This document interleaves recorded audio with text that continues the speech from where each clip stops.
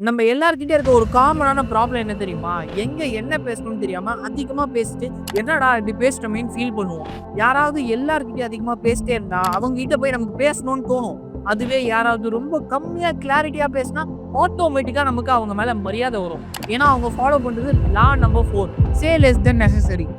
நம்ம பேச ஆரம்பிச்சுட்டா, ஒரு கட்டத்துக்கு அப்புறம் பயங்கரமா எக்ஸைட் ஆயிட்டு, நம்மளையே தாழ்த்தி எல்லாரும் சிரிக்க வைக்க ட்ரை பண்ணுவோம். எல்லாரும் சிரிப்பாங்க. ஆனா, அவங்க மைண்ட்ல நம்மள பத்தி ஒரு வீக்கான இம்ப்ரஷன் கிரியேட் ஆயிடும்.